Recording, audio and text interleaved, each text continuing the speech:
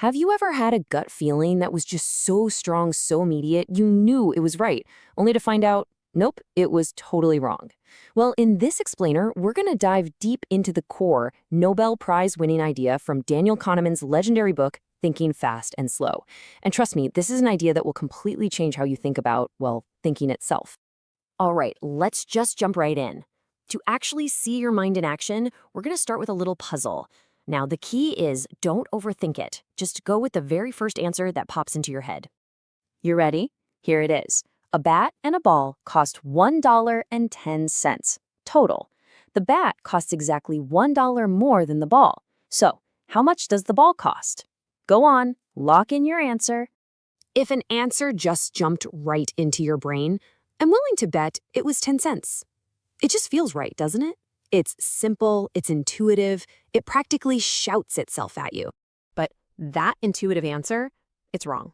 The correct answer is actually 5 cents. Now, think about it for a second. If the ball is 5 cents and the bat is $1 more, that makes the bat $1.05. Add them together, and you get $1.10. So what on earth just happened inside your head?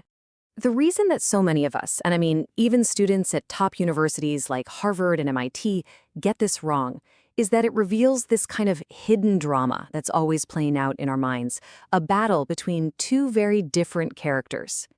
To solve this mystery, Daniel Kahneman gives us this really powerful metaphor. He says to think about our minds as having two different modes of thought, two systems that are constantly running the show. And he calls them, simply enough, System 1 and System 2. So let's meet the players. System 1 is the star of the show, really. It's fast, it's automatic, it's your gut instinct. It's the part of you that answered 10 cents. It works with basically zero effort. System 2, on the other hand, well, it's the slow, deliberate, and kind of lazy one. It's the part of you that has to consciously sit down and do the math. It takes real, focused mental energy to get it to work. And Kahneman has this absolutely brilliant way of putting it. We all like to think of ourselves as these rational, thoughtful beings, right? That our careful System 2 is the hero of our story. But the reality? The fast, impulsive System 1 is the secret author of so many of the choices and judgments we make every single day. And this is where it gets really fascinating. Because these two systems, they don't always get along. Sometimes they come into direct conflict with each other. And the results can be, well, pretty strange. Just take a look at this classic illusion, the Mueller-Lyer illusion. Which one of those horizontal lines looks longer to you? I mean, come on, your System 1 is practically screaming that the bottom one is longer. But if you were to take out a ruler and measure them, you'd find they are exactly the same length. And here's the craziest part. Even now that your System 2 knows they're the same, you still can't help but see the bottom one is longer. Your gut is fighting the facts. What you just experienced is what Kahneman calls a cognitive illusion. It's just like a visual illusion, but for your thinking. And it shows that you can't just switch System 1 off. It's always on. The best you can do is learn to recognize the kinds of situations where it's likely to get tricked and know when to call in System 2 for a second look. Okay, so if you thought that was strange, buckle up. Because the story gets even weirder. It turns out it's not just our own internal logic that can be fooled. Our thoughts and even our actions can be powerfully shaped by subtle little things in our environment, things we don't even notice. This whole phenomenon is called the priming effect. It's basically a feature of your brain's amazing associative machine, which is always making connections in the background. So when you see a word like eat, your brain is instantly automatically primed to think of related things, like soup or fork or feeling hungry, without you ever having to try. And these effects can be absolutely mind-blowing. In one famous study, college students who were just asked to unscramble sentences with words related to old age, like wrinkle or gray, they actually walked more slowly down the hallway afterward. Other studies found that just being reminded of money makes people act more selfishly. It's wild. And if you think, okay, that's just some weird stuff they do in a lab, check this out. In a real-world office kitchen, they tracked payments into an honesty box for coffee. For 10 weeks, they swapped a poster above the box. On the weeks with a poster of flowers, payments were meh.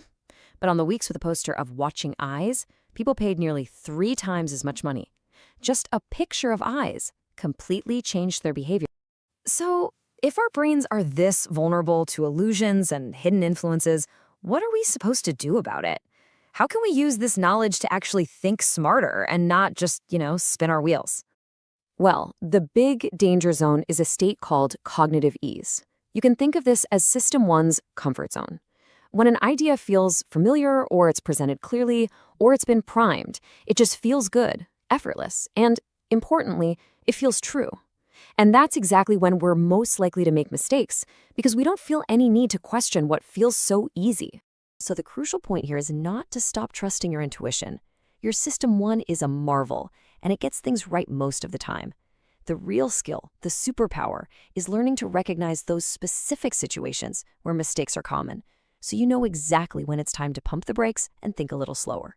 And here's a really simple, practical way to do that.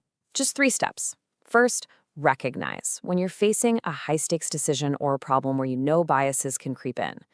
Second, just pause. Take a breath. Don't immediately accept that first, easy answer that System 1 serves up. And finally, engage that lazy System 2. Deliberately check the logic, ask what you might be missing, and actually put in the work. And that really brings us to the final takeaway. Look, this isn't just some interesting psychology trivia. This is like getting the user's manual for your own brain. The question isn't if you have these two systems fighting it out in your head, because you do. The real question is, now that you know they're there, when are you going to choose to slow down?